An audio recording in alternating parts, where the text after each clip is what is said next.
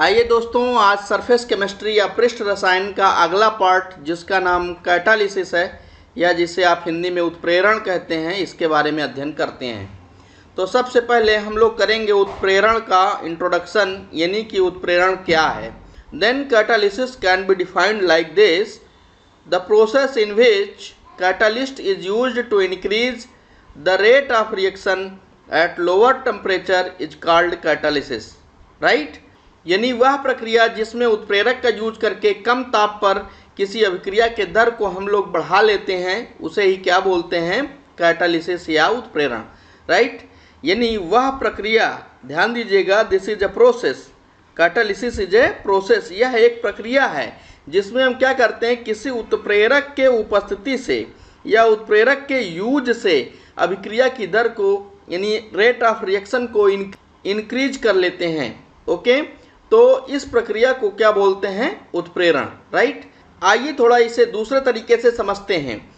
जैसे कोई पदार्थ है, क्या है भाई? कोई पदार्थ है, ऐसा सब्सटेंस है, ऐसा पदार्थ है जिसके उपस्थिति मात्र से अभिक्रिया की जो दर है या तो वो बढ़ जाती है या तो घट जाती है, यानी दर क्या होती है?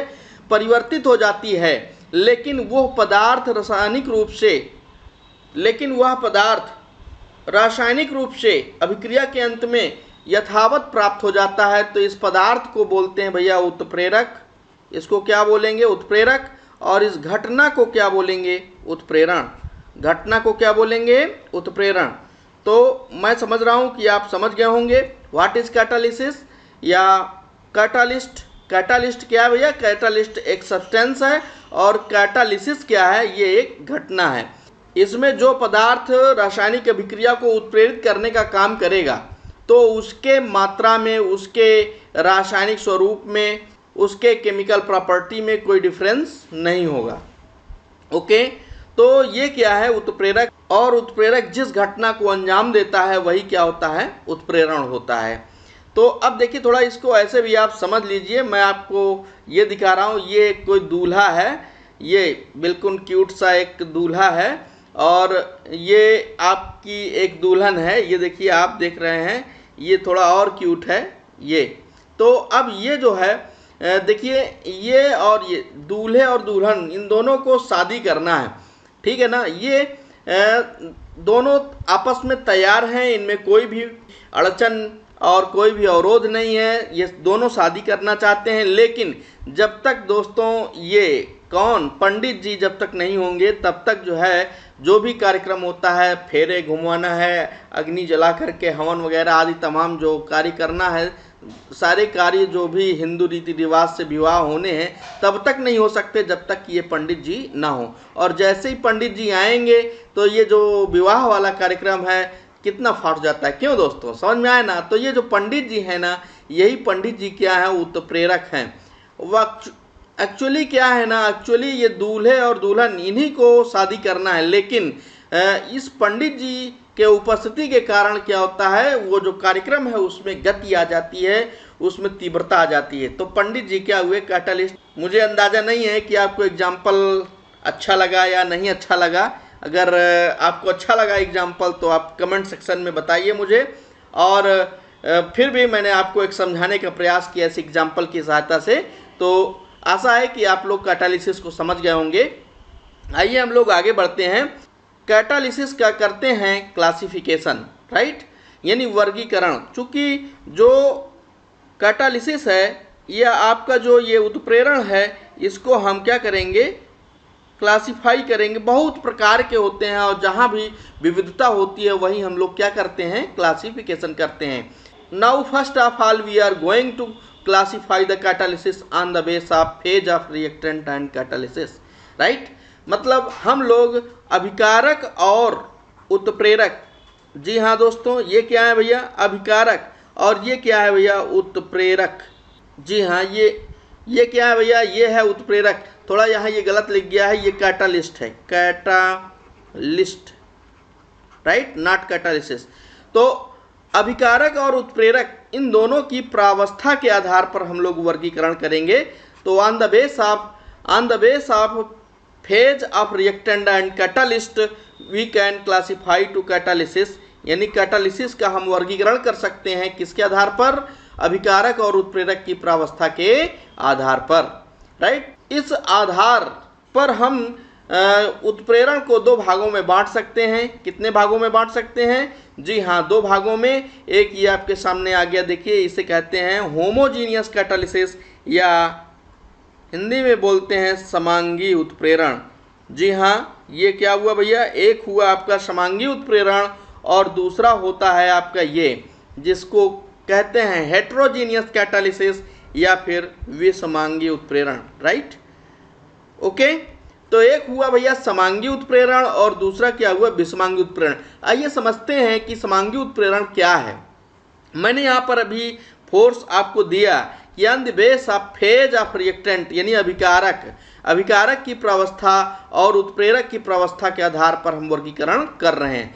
तो पहला जो आपका क्लास है समांगी उत्प्रेरण, इसमें क्या है भाई? अभिकारक और दूसरी चीज क्या? उत्प्रेरक।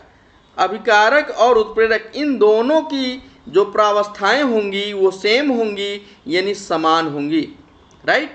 अगर अभिकारक और उत्प्रेरक की प्रावस्था क्या है दोस्तों?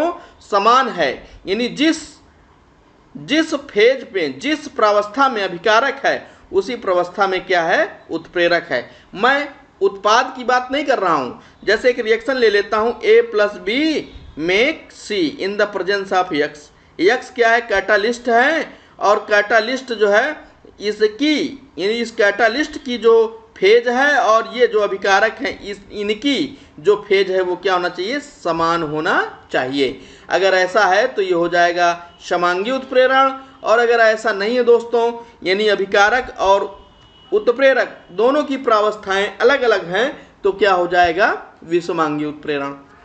ओके, तो now we are going to take example to explain it.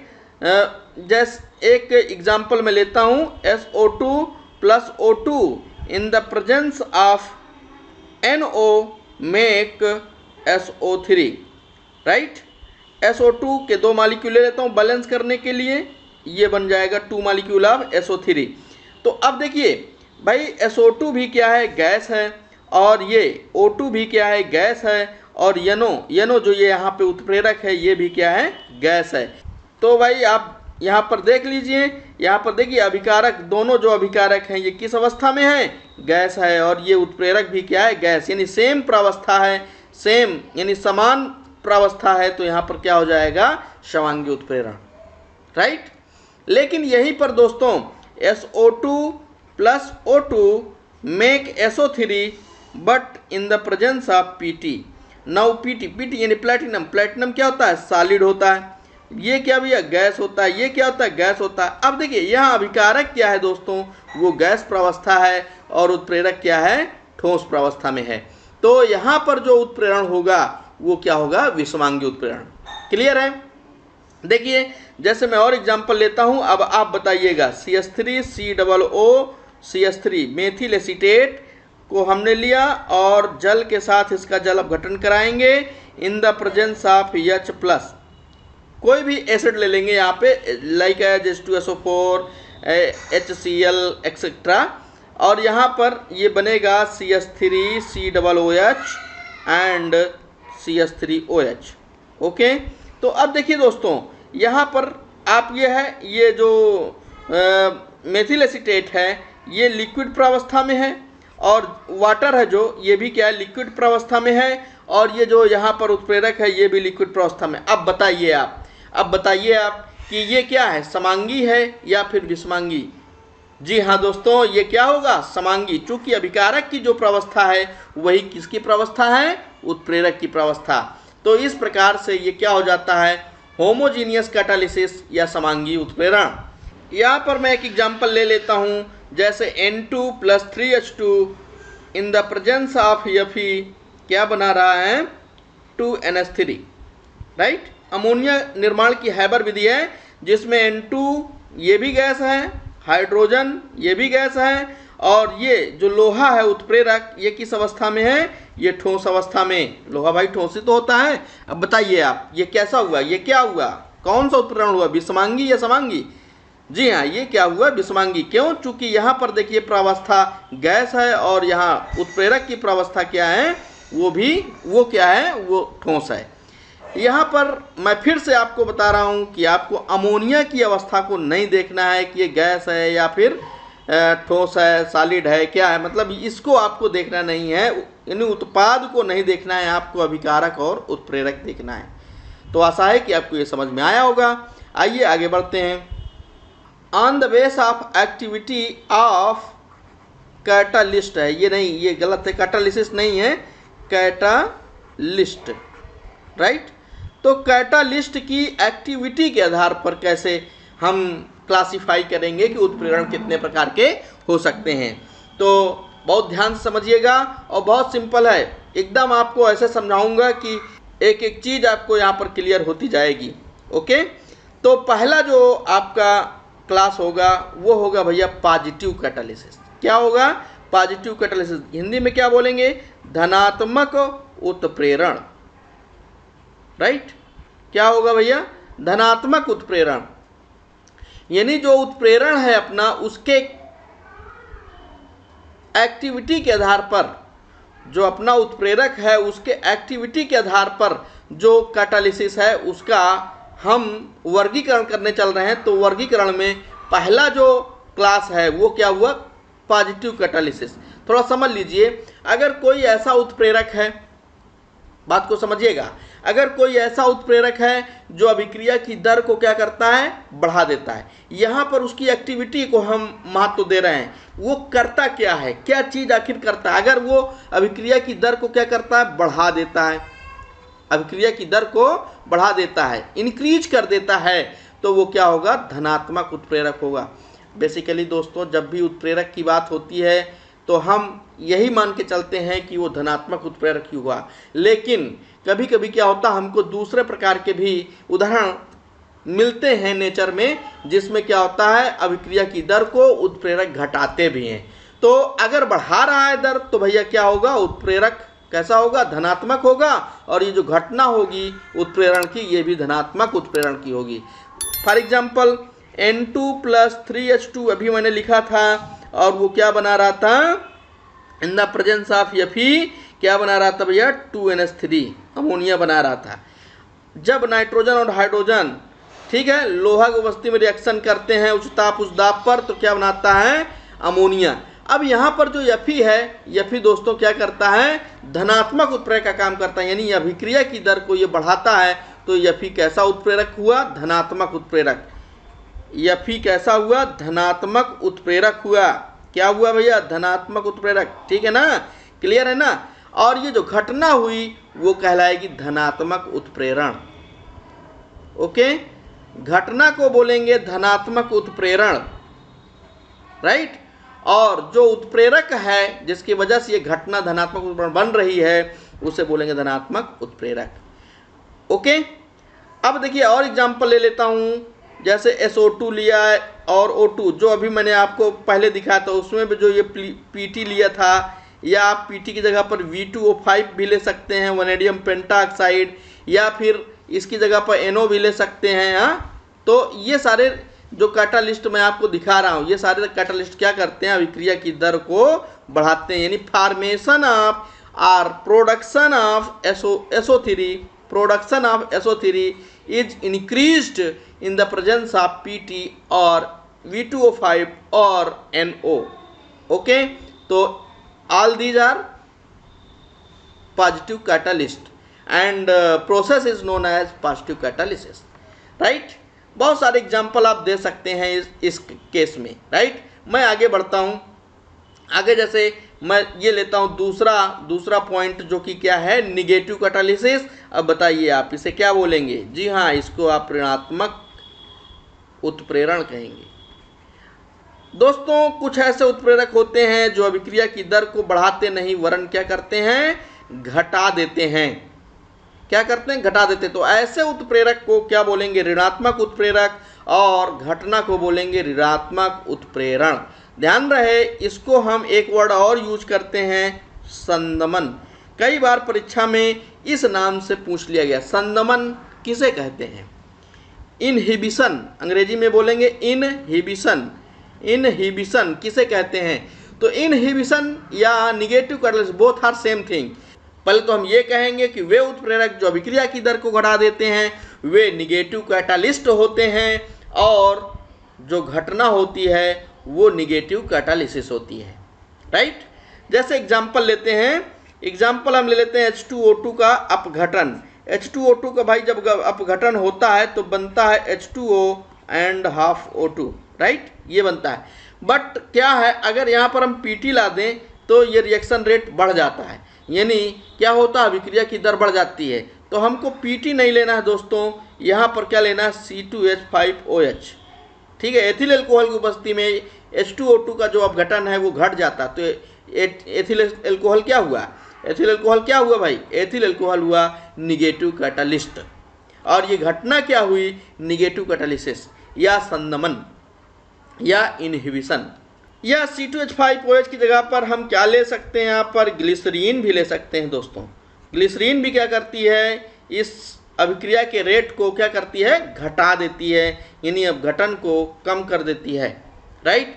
Example एक और ले लेते हैं, एक एग्जाम्पल और ले लेते हैं, जैसे हम ले लेते हैं CHCl3, जिसे आप क्या बोलते हैं, क्लोरोफार्म। और इसका जब ऑक्सीडेशन होता है, यानी इन द प्रेजेंस ऑफ ऑक्सीजन, जब ये काफ़ी पुराना हो जाता है तो ऑक्सीजन से क्रिया करके दोस्तों ये बन जाता है फास्जीन गैस COCl2, जो बहुत विषैली होती है। आपको मालूम होगा कि ये विषैली गैस होती है COCl2, और बन जाएगा दोस्तों HCl, राइट। तो थोड़ा इसको बैलेंस करना चाहो तो बैलेंस कर लो, यहाँ पर 2 कर लो, यहाँ पर भी क्या कर लो, 2 कर लो, तो ये क्या हो जाएगा भाई, 2HCl हो जाएगा, राइट। तो अब देखिए, अब ये जो ऑक्सीडेशन होता है दोस्तों क्लोरोफार्म का, तो अगर यहाँ पर आप ले लें क्या, एथेनॉल C2H5OH, राइट, तो क्या होता है, इसका ऑक्सीडेशन रेट घट जाता है, यानी जहाँ इस थोड़ा कम होगी तो वहीं पर इसकी जो एक्सपायरी डेट होगी वो बढ़ जाएगी, राइट। तो ये आपका क्या हुआ भाई, निगेटिव कैटालिसिस हुआ, है, घटना क्या हुई, निगेटिव कैटालिसिस। और ये जो उत्प्रेरक हुए या जो ये कैटालिस्ट हुए, ये आपके निगेटिव कैटालिस्ट हुए, ओके। आइए आगे बढ़ते हैं। एक और होता है दोस्तों जिसका नाम है ऑटो कैटालिसिस, ठीक है। तीसरा नंबर पर हम ले रहे हैं ऑटो कैटालिसिस, जिसे आप कहते हैं स्व उत्प्रेरण। क्या बोलते हैं, स्व उत्प्रेरण। तो स्व उत्प्रेरण क्या है, ऑटो कैटालिसिस क्या है, स्व उत्प्रेरण, ध्यान समझिएगा। कुछ ऐसे रिएक्शंस होते हैं जिनमें जो बना हुआ उत्पाद होता है वही उत्प्रेरक का कार्य करने लगता है, तो ऐसे उत्प्रेरक को स्व उत्प्रेरक बोलेंगे और घटना को स्व उत्प्रेरण बोलेंगे। थोड़ा एग्जांपल से समझिएगा, जैसे CH3COO C2H5 ले लेता हूं दोस्तों, C2H5 यानी ethyl acetate. What is this, ethyl acetate, note this is ethyl acetate, acetate.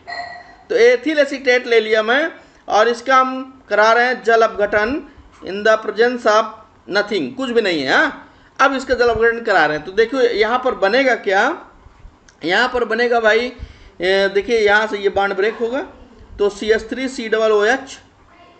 CH3COOH और बन जाएगा C2H5OH। तो होता क्या है यार, थोड़ा ध्यान समझिएगा। ये जो एथिल एसीटेट है, शुरू में क्या होता है, जल से क्रिया करके बहुत धीरे धीरे अभिक्रिया को आगे ले जाता है, मतलब बहुत अभिक्रिया क्या होती है, स्लो होती है। लेकिन जैसे ही इस एसिड की थोड़ी मात्रा बन जाती है वैसे रिएक्शन क्या होता है, फास्ट जाता है। चूँकि यही जो पदार्थ है, यही पदार्थ क्या करने लगता है, स्व उत्प्रेरक का वर्क करने लगता है, और इस वजह से अभिक्रिया की दर बढ़ जाती है। तो इस उत्प्रेरण को बोलेंगे स्व उत्प्रेरण या ऑटो कैटालिसिस, राइट। अगला एक और है, चौथा जो क्लास है, चौथा वर्ग है उत्प्रेरण का एक्टिविटी के बेस पर, वो है भैया इंड्यूस्ड कैटालिसिस, जिसे आप बोलते हैं प्रेरित उत्प्रेरण। क्या बोलते हैं, जी हाँ, प्रेरित उत्प्रेरण। तो प्रेरित उत्प्रेरण क्या है, देखिए ये भी इम्पॉर्टेंट है भला, और ये भी अक्सर पूछा जाता है, इन दोनों में से कोई एक पूछ लेता है परीक्षा में कि स्व उत्प्रेरण क्या है या प्रेरित उत्प्रेरण क्या है। तो बहुत सिंपल है, इस तरह आप छाप करके चले आइए जैसा मैं बता रहा हूँ। देखिए इंड्यूस्ड कैटालिसिस में आप सुन लीजिए क्या होता है।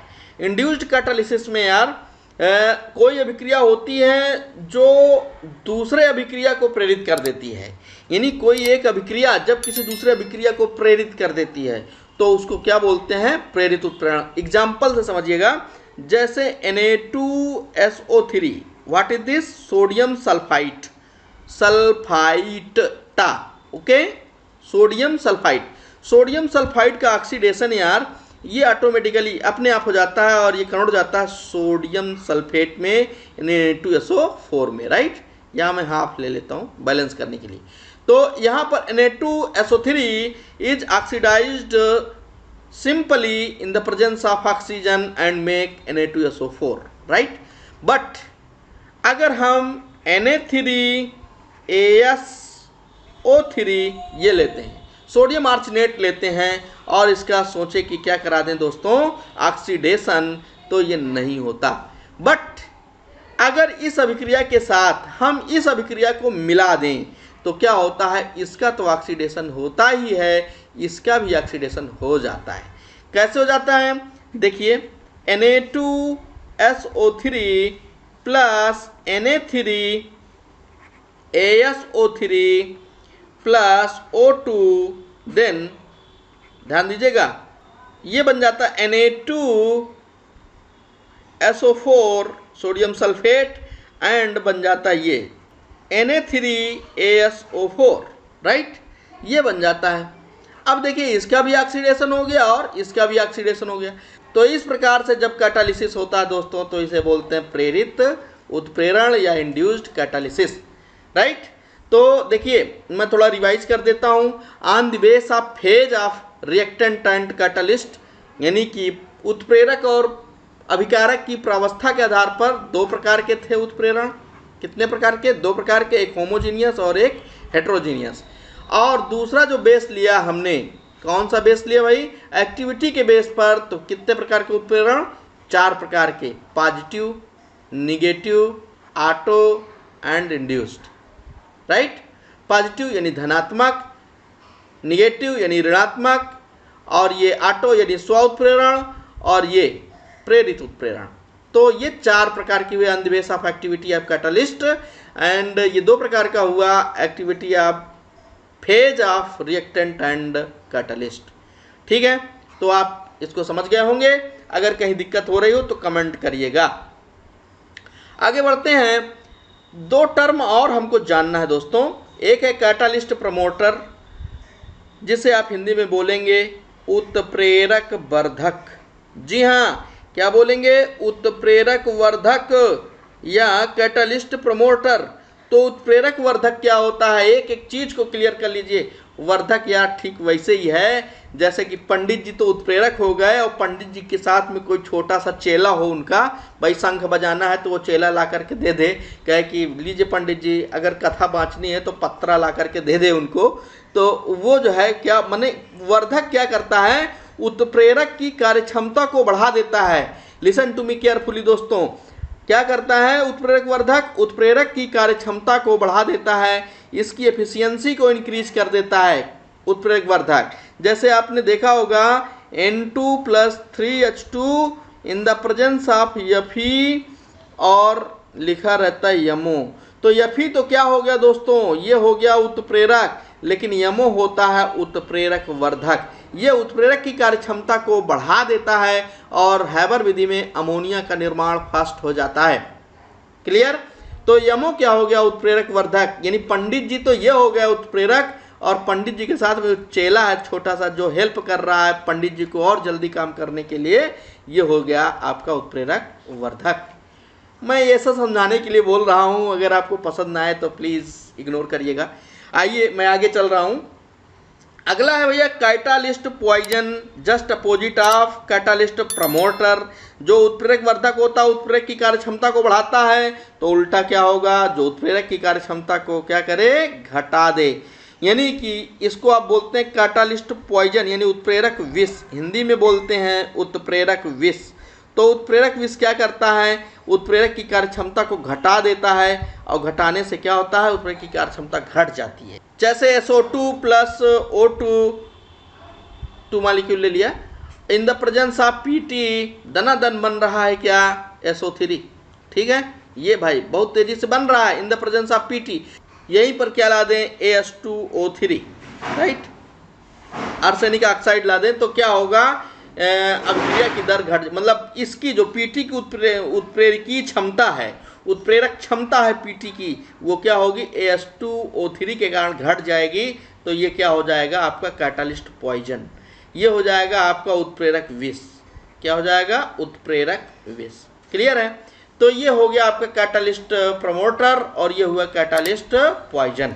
क्लियर, ओके विद्यार्थियों, मुझे आशा है कि आप इसके पीछे वाला वीडियो यानी उत्प्रेरण वाला वीडियो जरूर देख लिए होंगे, उसको समझ लिए होंगे, यानी उत्प्रेरण क्या होता है इसके बारे में आपने जानकारी कलेक्ट कर ली है। आइए इसके आगे आज हम लोग ये समझने का प्रयास करते हैं कि उत्प्रेरण को किन किन सिद्धांतों से एक्सप्लेन किया जा सकता है। कैटालिटिक थ्योरीज, या आप ये कह लीजिए कि थ्योरी ऑफ कैटालिसिस, कुछ भी आप कह लीजिए, या उत्प्रेरण के सिद्धांत, यानी कि उत्प्रेरण किस प्रकार से एक्सप्लेन किया जा सकता है, किन थ्योरीज के माध्यम से इसको हम बता सकते हैं। तो चलिए इसको आज हम लोग समझते हैं। तो देखिए, सबसे पहले आपको मैं याद दिला दूं कि आपने जो है ये सीखा है पिछले वीडियो में कि जो उत्प्रेरण होता है दो प्रकार का, एक होता है विषमांगी उत्प्रेरण और दूसरा क्या होता है भाई, दूसरा होता है समांगी उत्प्रेरण, राइट। विषमांगी में क्या होता है, विषमांगी में अभिकारक और उत्प्रेरक की प्रावस्था भिन्न भिन्न होती है और इसमें समान होती है। तो आइए देखिए, जो पहली थ्योरी है जो विषमांगी उत्प्रेरण की व्याख्या करेगी उसका नाम क्या है, अधिशोषण सिद्धांत या एडजॉर्प्शन थ्योरी। इसको समझते हैं, ये है एडजॉर्प्शन थ्योरी। हाँ जी, ये क्या है, एडजॉर्प्शन थ्योरी, या आप इसे कहते हैं अधिशोषण का सिद्धांत। ठीक है, कौन सा सिद्धांत, अधिशोषण का सिद्धांत।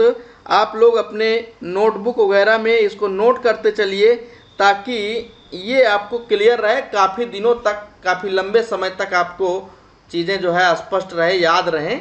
तो अधिशोषण का सिद्धांत क्या है, दिस थ्योरी इज नथिंग, जी हाँ, ये कुछ ज़्यादा कुछ नहीं है, it is just only the 5 steps.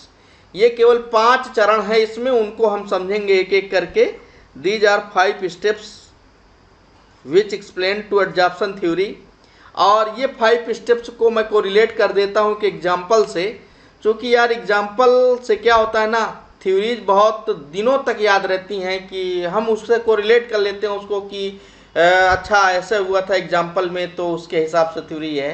हालांकि ये आपको अच्छा लगे ना अच्छा लगे ये अलग बात है, मैं आपको फटाफट बता रहा हूँ। सपोज दैट 2 फैमिली हैं, एक ये फैमिली है, ये फैमिली है, ये मैं सिंबल बना देता हूँ, ठीक है, ये एक फैमिली है और ये इलाहाबाद की फैमिली है, ये इलाहाबाद की फैमिली है, इलाहाबाद डिस्ट्रिक्ट की है। और एक दूसरा डिस्ट्रिक्ट मैं ले लेता हूँ यहाँ, सपोज अपना जैसे कौशाम्बी डिस्ट्रिक्ट है, कौशाम्बी डिस्ट्रिक्ट में एक फैमिली है। और देखिए जो इलाहाबाद वाली फैमिली है इसमें मान लीजिए एक लड़का है जो अब नौकरी वगैरह पा चुका है, अब उसकी शादी होनी है कौशाम्बी वाले इस फैमिली से, जिसमें ये लड़की है, सुशील है, बढ़िया है। एक अरेंज मैरिज का जो है मैं यहाँ पर आपको पिक्चर क्रिएट करूँगा। तो फर्स्ट ऑफ ऑल क्या होगा भाई, पहला जो स्टेप होगा जो आज के समय में चल रहा है, पहला स्टेप क्या होगा भाई, दोनों जो फैमिलीज हैं वो पास आएंगे, यानी they comes closer to each other, यानी ये दोनों जो है क्या होंगे, एक दूसरे के पास आने का प्रयास करेंगे। सपोज दैट एक ये मान लीजिए पार्क है और इस पार्क में ये बहुत दूर से ये फैमिली भी आई और ये फैमिली भी आई, यहाँ पर इकट्ठा हुए। अब इकट्ठा हुए तो फिर दोनों फैमिली आपस में बातचीत करेंगे, लेकिन जब मेन मुद्दा आएगा कि हाँ अब जो है देखा जाए कि आगे जिस पर्पज़ से आए हैं, तो उस पर्पज़ की बात होगी। तो सबसे पहले ये होगा कि भाई लड़का और लड़की एक दूसरे को समझ लें। तो क्या होगा, यहीं पर जैसे सपोज कोई ये एक बेंच है और इस बेंच में क्या होगा, लड़का जो है आएगा यहाँ पर बैठेगा और लड़की भी आएगी बैठेगी। अब ये एक दूसरे से क्या करिए, दूसरा स्टेप हुआ भाई, क्या हुआ दूसरा स्टेप कि ये लड़का और लड़की क्या हुआ, किसी जगह पर जो है एक दूसरे से क्या करेंगे, मिलेंगे, ये यहाँ पर बैठ जाएंगे, ठीक है। और फिर तीसरा स्टेप क्या होगा भाई, तीसरा स्टेप जो है एक दूसरे से बातचीत चालू हो जाएगा, है ना, जिस उद्देश्य से आए उस पर्पज को पाने के लिए, ठीक है, तो ये हो जाएगा। और फिर चौथा स्टेप क्या होगा भाई, दोनों को एक दूसरे के विचार अच्छे लगे तो चौथा स्टेप क्या होगा, अब ये यहीं पर तो बैठे रहेंगे ना भाई, देर तक बैठे रहेंगे तो मम्मी पापा यहाँ इस फैमिली में भी हैं और इस फैमिली में भी मम्मी पापा लोग सब आए हैं, लड़की के भी और लड़के के भी, तो बहुत देर तक बैठे रहेंगे तो अच्छा नहीं लगेगा, तो ये क्या होगा भाई, यहाँ से उठेंगे, है ना। तो चौथा स्टेप क्या होगा, ये फिर बेंच से यहाँ से फिर अलग अलग हो जाएंगे और फिर अलग अलग हो जाएंगे। फिर क्या होगा, अब तुरंत तो शादी हो नहीं जाएगी, तो क्या होगा, ये दोनों फैमिली, ये वाली जो फैमिली इलाहाबाद वाली है ये फिर इलाहाबाद चली जाएगी और ये कहाँ चले जाएंगे, अपना कौशाम्बी चले जाएंगे। अब ये हो गया, तो जो ये जाना हुआ कौशाम्बी, ये हुआ आपका पांचवा स्टेप, ठीक है। बाद में फिर अपना शादी वगैरह होगी। तो ठीक ऐसे ही दोस्त इसमें भी 5 स्टेप्स हैं, देखिए एक एक करके आप समझिए। जो पहला स्टेप है वो है diffusion of reactant molecule towards catalyst surface. जो कैटालिस्ट है अपना, ये जो कैटालिस्ट है भाई ना, ये कैटालिस्ट क्या होगा, प्रायः ठोस ही होगा। क्यों, चूंकि विषमांगी उत्प्रेरण है तो ठोस होगा। अब ठोस उत्प्रेरक है, अब इस ठोस उत्प्रेरक की सतह पर क्या होगा, रिएक्टेंट मॉलिक्यूल जो दूर दूर तक हैं फैले हुए, जैसे मान लीजिए ये एक बीकर है, उस बीकर में ये सब रिएक्टेंट मॉलिक्यूल दूर दूर, ये बहुत दूर दूर हैं, तो ये जो है क्या होगा, ये ठोस जो आपका उत्प्रेरक है इसकी सतह पर आएंगे, यानी दूर से कहाँ आएंगे, पास में आएंगे। Diffusion of reactant molecule towards catalyst surface, यानी उत्प्रेरक की सतह पर अभिकारी अणुओं का क्या होगा, डिफ्यूजन, यानी वो उधर से आएंगे, दूर से कहाँ आएंगे, पास आएंगे। ओके, तो ये पहला स्टेप होगा। और जब पास आएंगे भाई, पास आएंगे तो ये दूसरा स्टेप क्या होगा, एडजॉर्प्शन।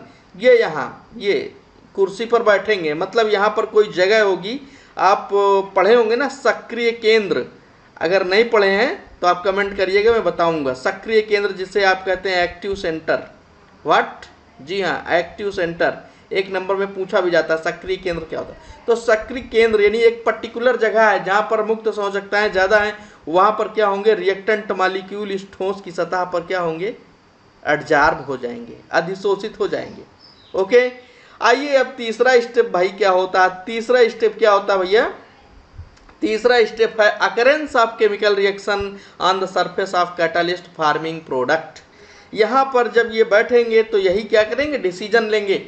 यही जो डिसीजन हुआ था यहाँ पर शादी भाई लड़का लड़की, वैसे ही यहाँ पर जब रिएक्टेंट मॉलिक्यूल आपस में एक जगह पर इकट्ठा होंगे तो क्या होगा, यहाँ पर प्रोडक्ट का निर्माण हो जाएगा। क्या होगा भाई, प्रोडक्ट का निर्माण हो जाएगा। किसकी जगह पर, कहाँ पर, ये कैटालिस्ट की सतह पर, राइट। तो कैटालिस्ट की सतह पर, उत्प्रेरक की सतह पर क्या होगा, प्रोडक्ट का निर्माण हो जाएगा। This will be the third step. अब उसके बाद फोर्थ स्टेप क्या होगा, जैसे ही प्रोडक्ट यहाँ पर बनेगा वो क्या होगा, इस सतह से दूर जाएंगे, ये प्रोडक्ट के मॉलिक्यूल का होंगे, इस सतह से फिर दूर चले जाएंगे। ये देखिए, desorption of product from the surface of catalyst, यानी उत्प्रेरक की सतह से क्या होगा, प्रोडक्ट का यानी कि उत्पाद का डिजॉर्प्शन होगा, यानी विशोषण होगा। क्या होगा दोस्तों, हाँ, विशोषण होगा। तो यहाँ से विशोषण हो जाएगा, और जब विशोषण होगा ये दूर जाएंगे, ये अपने उत्प्रेरक की सतह से थोड़ा सा दूर हटेंगे, फिर उसके बाद पांचवा और अंतिम स्टेप जहाँ के जो हैं वो वहाँ चले जाएंगे, मतलब ये फिर बहुत दूर चले जाएंगे। ये diffusion of product away from the surface of catalyst, ये बहुत दूर चले जाएंगे। अब यही प्रक्रिया, यही पांचों स्टेप्स चलते रहते हैं और फॉर्मेशन ऑफ प्रोडक्ट यानी उत्पाद का निर्माण होता रहता है। ठीक है, तो these are the 5 steps by which you can explain the adsorption theory. अधिशोषण के सिद्धांत को आप एक्सप्लेन कर सकते हैं। रिवाइज कर देता हूँ फटाफट। पहला स्टेप क्या है, अभिकारी अणुओं का दूर से क्या होना, उत्प्रेरक की सतह पर आना, यानी पास आना। फिर जब पास आएंगे तो क्या होगा, उत्प्रेरक की सतह पर भैया अधिशोषण होगा, ये दूसरा स्टेप हो गया। तीसरा, जैसे अधिशोषण हो जाएगा तो उत्प्रेरक की सतह पर सांद्रण बढ़ जाएगा, क्या होगा, केमिकल रिएक्शन टेक्स प्लेस। ठीक है, केमिकल रिएक्शन हो जाएगा वहीं पर, और जब केमिकल रिएक्शन होगा दोस्तों तो क्या बन जाएगा, उत्पाद बन जाएगा। और जैसे उत्पाद बनेगा तो वो एडजॉर्प्शन के जस्ट अपोजिट क्या होता है, डिजॉर्प्शन। तो जब जैसे वो अधिशोषित हुए थे तो फिर क्या हो जाएंगे, विशोषित हो जाएंगे, फिर जो है वो कैटलिस्ट सरफेस से क्या होंगे, दूर जाएंगे, और जब दूर जाएंगे तो फिर पांचवा स्टेप क्या होगा, बहुत दूर चले जाएंगे। डिफ्यूजन उनका फिर हो जाएगा कहाँ, सरफेस एरिया से, यानी जो कैटलिस्ट का सरफेस है, उत्प्रेरक की जो सतह है वहाँ से फिर वे बहुत दूर चले जाएंगे। तो इस तरह से ये 5 स्टेप्स के माध्यम से आप क्या कर सकते हैं, एडजॉर्प्शन थ्योरी को एक्सप्लेन कर सकते हैं। क्लियर? तो ये हुआ विषमांगी उत्प्रेरण को व्याख्या करने के लिए। अगर आपसे कोई पूछ लिया कि विषमांगी उत्प्रेरण की व्याख्या कौन सा सिद्धांत करता है, तो आप क्या बताओगे? जी हाँ, आपको बताना है अधिशोषण सिद्धांत से विषमांगी उत्प्रेरण की व्याख्या की जाती है। आइए आगे चलते हैं। एक दूसरी जो थ्योरी है भाई, वो है इंटरमीडिएट कंपाउंड फॉर्मेशन थ्योरी, माध्यमिक यौगिक बनने का सिद्धांत। कौन सा सिद्धांत? माध्यमिक यौगिक बनने का सिद्धांत। देखिए बहुत सिंपल है, चीज़ों को अगर आप एक बार मनन करें तो ऐसा नहीं लगेगा कि केमिस्ट्री बहुत कठिन है, बहुत टफ है। लोग ये डराते ना ऐसे कह करके कि बहुत कठिन है फिजिक्स और केमिस्ट्री, लेकिन आप इनको अगर थोड़ा सा ध्यान से समझेंगे तो बहुत सिंपल आपको लगेगी। ठीक है ना? माध्यमिक यौगिक बनने का सिद्धांत देख लीजिए। फर्स्ट ऑफ ऑल मैं आपको ये बता दूं कि माध्यमिक यौगिक बनने का सिद्धांत किस उत्प्रेरण की व्याख्या करता है, ये लिख दिया। समांगी उत्प्रेरण की व्याख्या कौन करता है? माध्यमिक यौगिक बनने का सिद्धांत। समांगी उत्प्रेरण क्या है बताइए, कमेंट करिए। भूल गए हैं? अगर भूल गए हैं तो आप जान लीजिए कि समांगी उत्प्रेरण वह उत्प्रेरण है जिसमें अभिकारक और उत्प्रेरक इन दोनों की प्रावस्थाएं क्या होती हैं, समान, सेम होती हैं, है ना? तो क्या होता है समांगी उत्प्रेरण। अब समांगी उत्प्रेरण में क्या है, कैसे इसको हम एक्सप्लेन करते हैं। सपोज एक रिएक्शन ले लिया, A plus be in the presence of X make AB, right? A और B ये जो दो है ना, ये भाई आपके हैं अभिकारक, कोई डाउट? X क्या है दोस्त, ये है, ये क्या है भैया, उत्प्रेरक। लिख देता हूं मैं, ये है आपका उत्प्रेरक। X भैया क्या है, X है उत्प्रेरक। ये तो अब इस अभिकारक और उत्प्रेरक दोनों की प्रावस्था सेम है, तो होता क्या है, माध्यमिक यौगिक बनने का सिद्धांत आपको बताता क्या है कि फर्स्ट ऑफ ऑल पहले क्या होता है, इनमें से कोई भी एक रिएक्टेंट मॉलिक्यूल A जो है, हम A को पकड़ लेते हैं। A क्या करता है, X से कंबाइन होता है और थोड़ा स्लो स्पीड से कंबाइन होता है और एक इंटरमीडिएट कंपाउंड AX बनाता है, राइट? और AX अब क्या करता है, फिर दूसरे प्रकार के जो रिएक्टेंट मॉलिक्यूल B हैं जैसे, इनसे क्या करता है, जुड़ करके और फास्ट स्पीड में क्या बनाता है, प्रोडक्ट बनाता है और X को रिलीज कर देता है। X को क्या करता है, छोड़ देता है, निकाल देता है, मुक्त कर देता है। ठीक है? थोड़ा इसको आप उदाहरण से समझिए। आप अभी आधुनिक कल्चर में मत आइए, जैसे शादी वाला भी जो मैं एग्जांपल आपको बताया, ये तो भाई आज के समय में ऐसा चल रहा है, लेकिन पहले क्या ऐसे होता था? पहले ऐसे नहीं होता था। पहले एक नारद जी होते थे, मतलब पंडित जी होते थे। पंडित जी क्या करते थे, पंडित जी भाई उनका काम यही रहता था, कहाँ पर कौन लड़का जो है शादी करने लायक है और किसकी लड़की है जिससे करवा दिया जाए, हैं? तो क्या होता था, पंडित जी पहले जो है किसी एक परिवार में आते थे। सपोज दैट ये कोई एक परिवार है, यहाँ पर आए और ये एक लड़का है जिसका नाम है A, अब ये नौकरी वोकरी लग गई है इसकी, तो पंडित जी क्या करेंगे भाई, पहले इनके माता पिता से पूछेंगे कि क्यों अपने लड़के की शादी करेंगे। थोड़ा इनको देर लगेगी, क्योंकि डरेंगे ना पंडित जी कि भाई काबिल परिवार है और कैसे पूछें, क्या ये लाइक करेंगे नहीं करेंगे, तो थोड़ा धीरे धीरे जो है व्यवहार बनाएंगे। ठीक है ना? जैसे ही बात पक्की हो जाएगी तो ये कंफर्म करेंगे, ये पंडित जी यक्ष साहब, यक्ष ही तो पंडित हैं, उत्प्रेरक क्या है, पंडित है। तो उत्प्रेरक जो है ना वो क्या करेगा, A से जैसे ही कंफर्म हो गया कि हाँ ये जो है शादी करेंगे, तो ये अपना मान लेंगे कि अब भाई काम अपना हो गया है यहाँ से। अब फिर ये जाएंगे किसी लड़की के पास जो है, माने लड़की के परिवार के पास, वहाँ क्या करेंगे, कहेंगे भैया नौकरी वाला लड़का है, फटाक से कर लो। तो ये क्या होगा, बड़े स्पीड में जो है कार्यक्रम होगा और यहाँ AX जो है वो बी के साथ इनका क्या कर देंगे, कॉम्बिनेशन करा करके और प्रोडक्ट बना देंगे, ए बी बन जाएगा और पंडित जी फिर खाली हो जाएंगे। पंडित जी फिर खाली हो जाएंगे और फिर से इनका वही काम, फिर कहीं जाएंगे, हैं, किसी दूसरे रिएक्टेंट मॉलिक्यूल ए के पास जाएंगे, फिर धीरे से, हैं, तो ये कार्यक्रम चलता रहता। तो ये क्या है भैया, ये आपका है इंटरमीडिएट कंपाउंड फॉर्मेशन थ्योरी। आशा है आपको उदाहरण अच्छा लगा होगा। अगर अच्छा लगा तो कमेंट सेक्शन में बताइएगा, नहीं अच्छा लगा तो भी बताइएगा, इग्नोर करिएगा अगर नहीं अच्छा लगा तो। आगे मैं आपको बताता हूँ एक एग्जाम्पल की सहायता से कि इंटरमीडिएट कंपाउंड फॉर्मेशन थ्योरी को हम किस प्रकार से एक्सप्लेन कर सकते हैं, उसकी क्रियाविधि को किस प्रकार से बता सकते हैं। सपोज एक रिएक्शन में लेता हूँ C2H5OH that is ethyl alcohol, और इसका जब हम H2SO4 यानी सल्फ्यूरिक एसिड के उपस्थिति में 140 डिग्री पर गर्म कर देते हैं तो जानते हो क्या होता है, इसके दो मॉलिक्यूल रहेंगे तो क्या होता है, बन जाता है भैया C2H5OC2H5 डाई एथिल ईथर बन जाता है दोस्तों, और H2O निकल जाता है, राइट। ये रिएक्शन है। अब इस रिएक्शन में ये आप सुनिश्चित हो लीजिए कि जो उत्प्रेरण है वो समांगी उत्प्रेरण है। कैसे भाई, H2SO4 भी लिक्विड है और जो C2H5OH है ये भी क्या है, लिक्विड है, यानी अभिकारक और उत्प्रेरक दोनों की प्रावस्थाएं क्या हैं, सेम है, तो समांगी हुआ ना। जी हाँ, अगर ये समांगी उत्प्रेरण हुआ दोस्तों तो देखिए इसमें क्या है, इस रिएक्शन की मैकेनिज्म जो उत्प्रेरण अभी सिद्धांत मैंने आपको बताया उसमें होता क्या है, उसके अनुसार फर्स्ट ऑफ ऑल जो C2H5OH है ये क्या करता है, उत्प्रेरक यानी H2SO4 से क्या करता है, स्लो स्पीड में यानी मंद गति से क्या करता है, कंबाइन होकर एक इंटरमीडिएट कंपाउंड बनाता है। क्या बनाता है, इंटरमीडिएट कंपाउंड दैट इज, तो यहाँ से इसकी बॉन्ड ब्रेकिंग हो जाती है, यहाँ से ये OH ग्रुप निकलेगा, है ना भाई, OH ग्रुप, ये एसिड है तो यहाँ से H+ निकलेगा, राइट।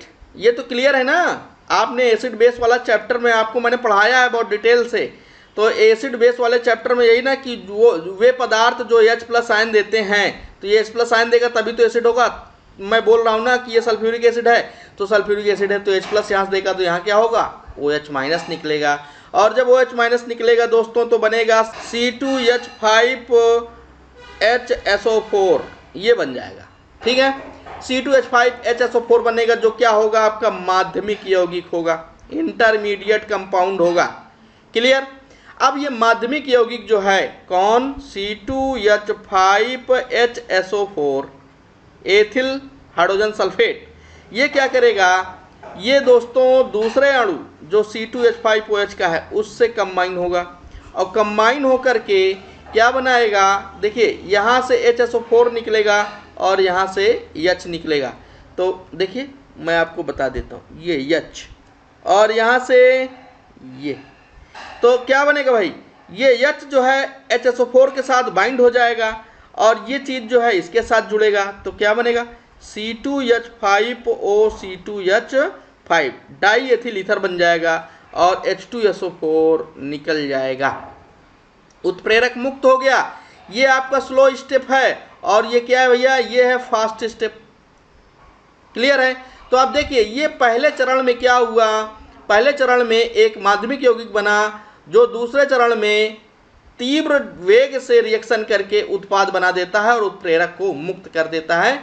इस प्रकार से हम क्या कर सकते हैं, समांगी उत्प्रेरण की इस उदाहरण से भी व्याख्या कर सकते हैं, या समांगी उत्प्रेरण की व्याख्या करने वाला माध्यमिक यौगिक बनने के सिद्धांत के पक्ष में इस उदाहरण को हम पेश कर सकते हैं। आइए आगे देखते हैं। आगे भाई एक थ्योरी और है जिसे आप मॉडर्न थ्योरी ऑफ कैटालिसिस बोलते हैं, या उत्प्रेरण का, जी हाँ, उत्प्रेरण का आधुनिक सिद्धांत। हालांकि आपको इतना डिटेल में नहीं पढ़ना था लेकिन मैं पढ़ा देता हूँ, आपको नॉलेज रहेगा तो आपके लिए ही अच्छा रहेगा। तो उत्प्रेरण का आधुनिक सिद्धांत क्या है मैं आपको बता देता हूँ। उत्प्रेरण का आधुनिक सिद्धांत है खिचड़ी। क्या है भैया, खिचड़ी है ये।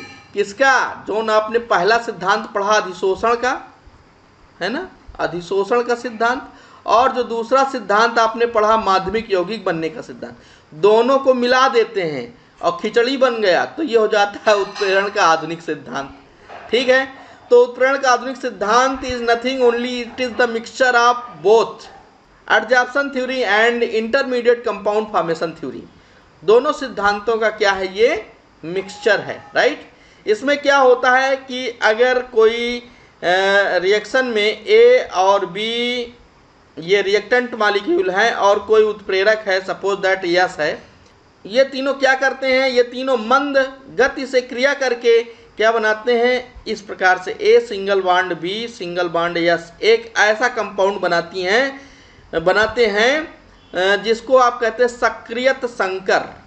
क्या कहते हैं, सक्रियत संकर, यानी सक्रियत संकर या टीएस ट्रांजिशन स्टेट, ये भी आप बोल सकते हैं, यानी आप एक प्रकार से इसको कह सकते हैं माध्यमिक यौगिक। क्या बनता है, ये माध्यमिक यौगिक बनता है, और जो तीव्र वेग से यानी फास्ट स्टेप से या कह लीजिए तीव्र वेग से क्या करता है, ए सिंगल बॉन्ड बी बनाता है और यस को मुक्त कर देता है। यस क्या था, उत्प्रेरक। तो इस प्रकार से ये क्या है भैया, मॉडर्न थ्योरी ऑफ कैटालिसिस। इसमें अधिशोषण सिद्धांत और माध्यमिक यौगिक बनने का सिद्धांत दोनों को मिला दिया जाता है। तो ये हुआ आपका अधिशोषण सिद्धांत। ठीक है, आइए एक टॉपिक और है जिसको हम आज के इस वीडियो में समझने वाले हैं, वो है कैरेक्टरिस्टिक्स ऑफ कैटालिस्ट। कौन कैटालिस्ट, सॉलिड कैटालिस्ट। ठोस उत्प्रेरक के लक्षण, ठोस उत्प्रेरक के लक्षण। जी हाँ, ये बहुत ही इम्पॉर्टेंट चीज़ है, परीक्षा में कई बार जो है पूछा गया है, ठोस उत्प्रेरक के लक्षण लिखिए। ठीक है, तो ठोस उत्प्रेरक के कौन कौन से लक्षण हैं, बिंदुवार हम बात कर लेते हैं। तो पहला जो लक्षण है, small amount of catalyst is sufficient. किसी अभिक्रिया को, सुन लीजिएगा ध्यान से भाई, किसी अभिक्रिया को उत्प्रेरित करने के लिए उत्प्रेरक की सूक्ष्म मात्रा या अल्प मात्रा ही पर्याप्त है। अल्प मात्रा ही क्या है भैया, पर्याप्त है। ये नहीं कि हाँ अगर N2+3H2 मेक अमोनिया 2NH3 ये हो रहा है और यहाँ पर Fe उत्प्रेरक, तो Fe बहुत ज़्यादा चाहिए, नहीं, थोड़ा सा Fe ही क्या होता है, पर्याप्त होता है। थोड़ा सा उत्प्रेरक ही किसी अभिक्रिया को उत्प्रेरित करने के लिए पर्याप्त है।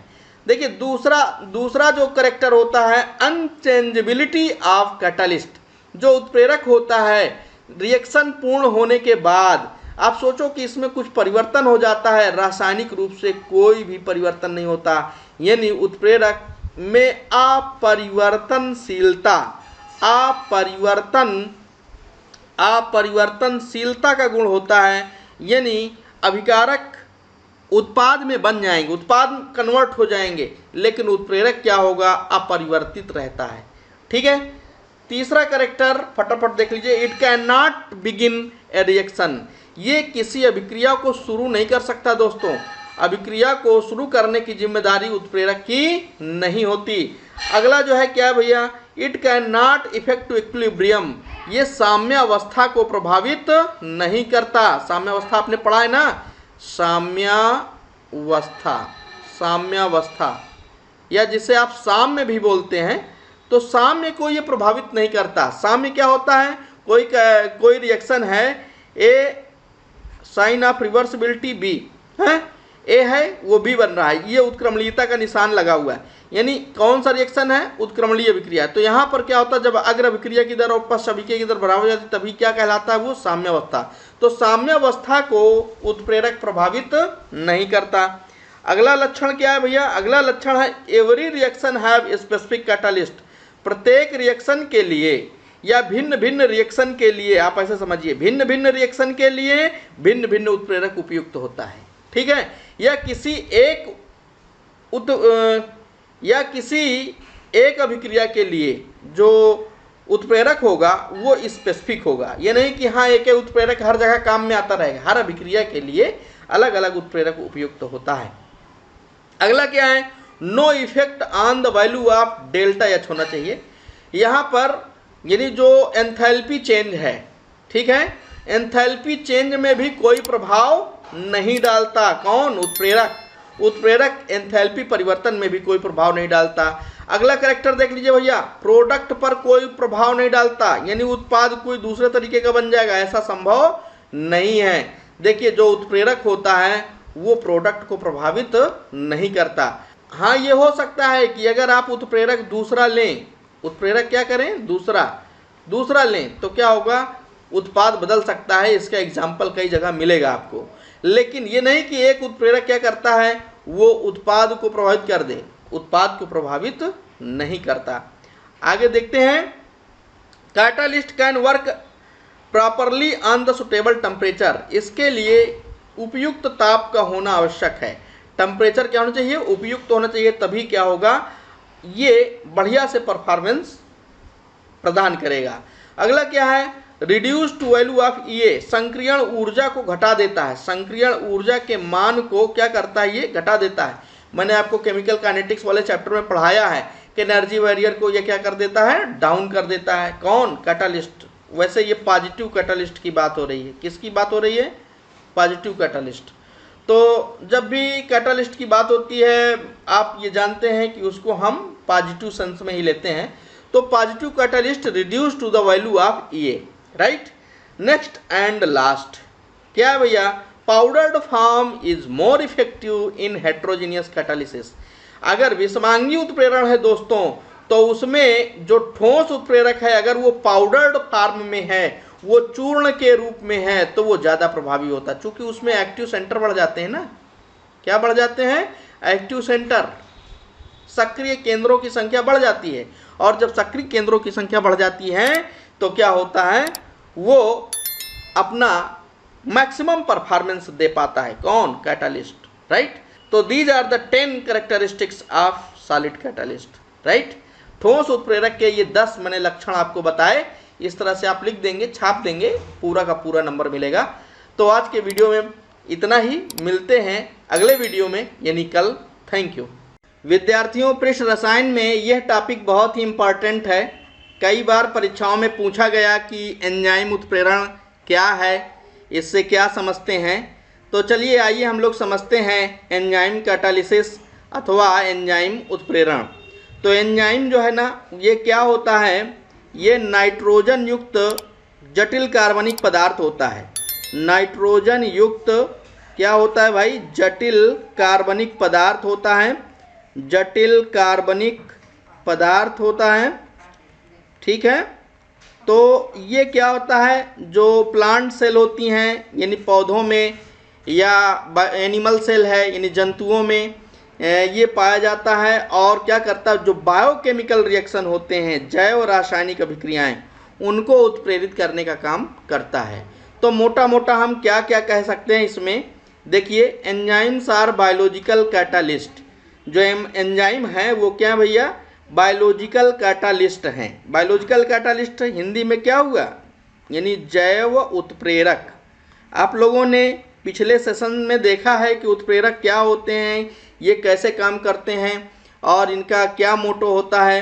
अब वही सारी चीज़ जब जीवों के अंदर, यानी कि जब एनिमल सेल या प्लांट सेल, ये यूजुअली बात हो रही है, ज़रूरी नहीं कि जो एनिमल सेल है या प्लांट सेल है उन्हीं के अंदर जो है ये एंजाइम कैटालिसिस आपको देखने को मिले। तो प्रायः होता है, प्रायः क्या होता है कि एनिमल सेल में या प्लांट सेल में बहुत सारे जो बायोलॉजिकल रिएक्शन है, बायोकेमिकल रिएक्शन, उनको जो है ये उत्प्रेरक यानी एंजाइम क्या करते हैं, कैटालाइज करते हैं।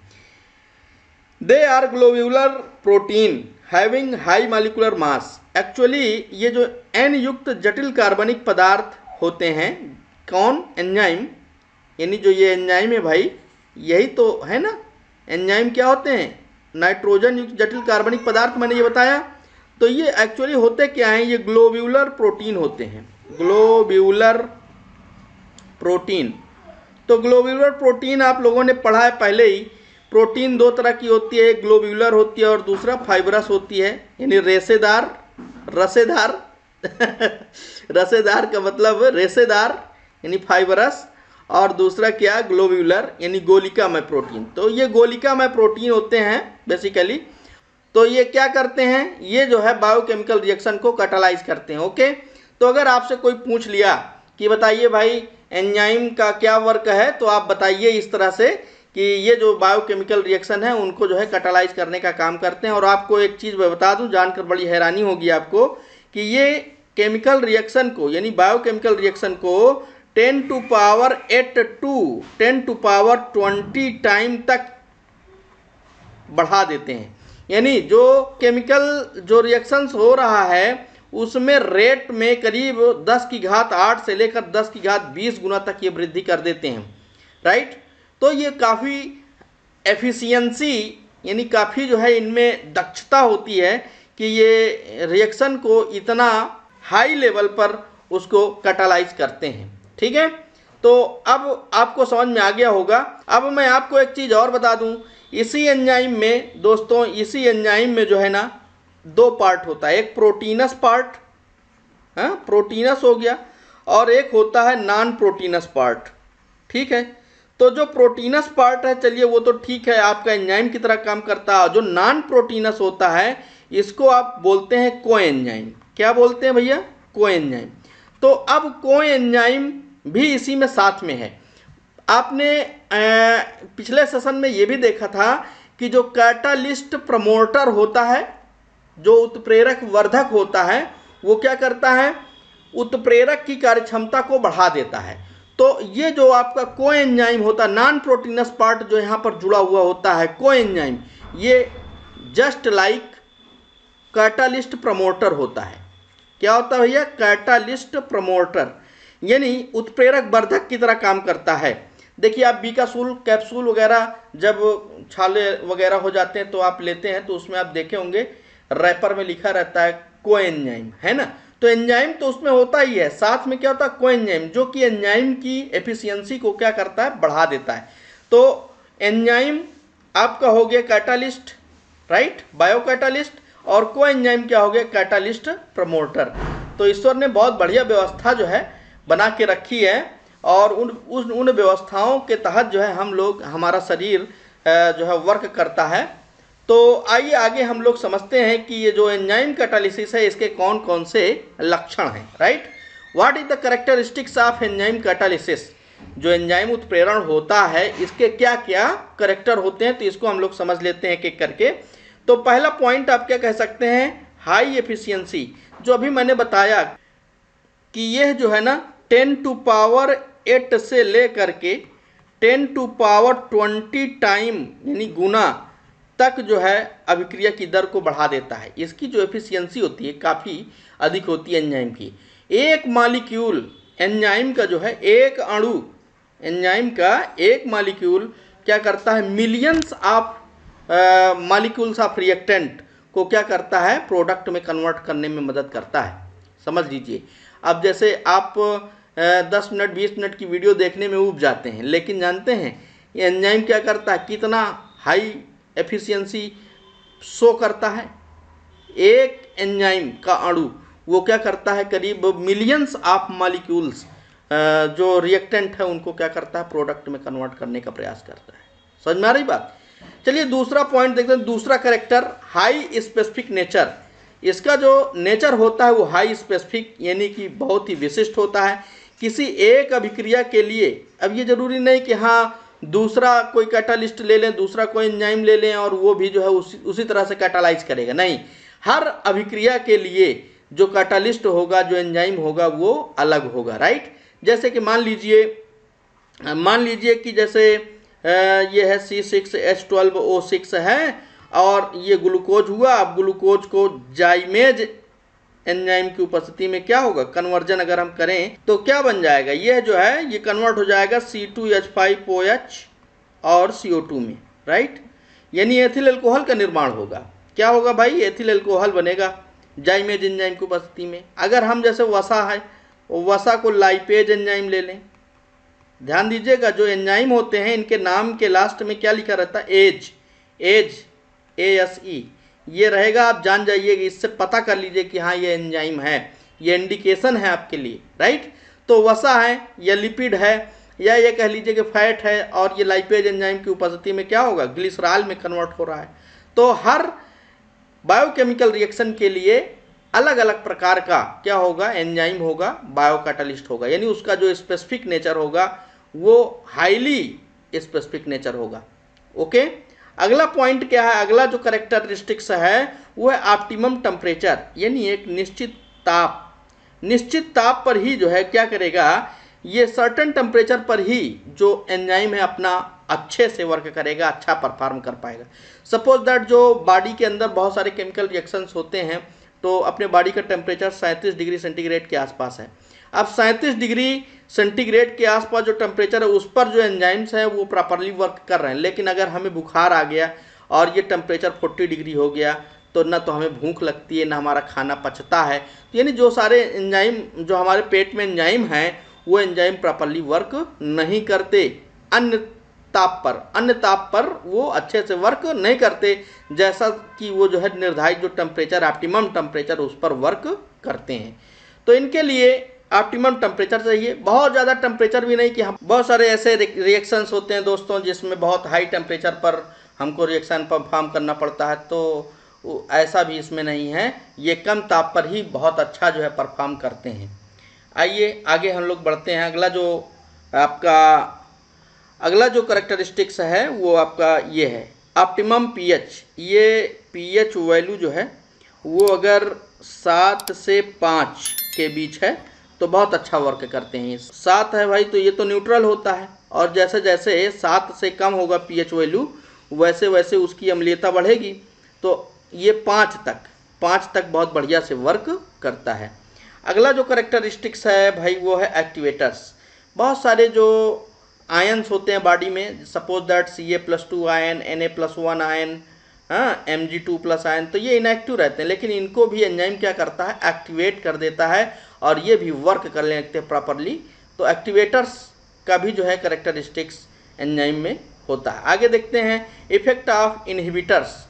इनहिबिटर्स आप जानते हैं संदमन है ना, पिछले वीडियो मैंने आपको डिटेल्स बताया है। संदमन ऋणात्मक उत्प्रेरक की तरह होते हैं। तो इफेक्ट ऑफ इनहिबिटर, जब एंजाइम बहुत ज़्यादा क्रियाशील हो जाते हैं तो ड्रग्स के माध्यम से, ड्रग्स का मतलब आप समझिएगा मेडिसिन, ठीक है, तो सब मेडिसिन, कुछ मेडिसिन होती हैं उनके माध्यम से क्या करते हैं, एंजाइम की सक्रियता को हम घटाते भी हैं। ये भी संभव हो सकता है, संभव हो पाता है। तो और ज़रूरत भी पड़ती है, कभी कभी ऐसा जो है महसूस होता है कि एंजाइम की सक्रियता को हमें घटाना है, तो वहाँ पर जो है इफेक्ट ऑफ इनहिबिटर भी लागू हो पाता है, या इफेक्ट ऑफ इनहिबिटर यानी संदमन का भी प्रभाव जो है वो लागू हो पाता है। ओके, तो आज हम लोगों ने सीखा एंजाइम कैटालिसिस और एंजाइम कैटालिसिस के कैरेक्टरिस्टिक्स, राइट। तो अगर परीक्षा में आ जाता है तो जिस प्रकार से मैंने बताया इसी प्रकार से आप छाप दीजिए, पूरा का पूरा नंबर आपको मिलेगा। तो आज की वीडियो में बस इतना ही, मिलते हैं अगले वीडियो में यानी कल। Thank you.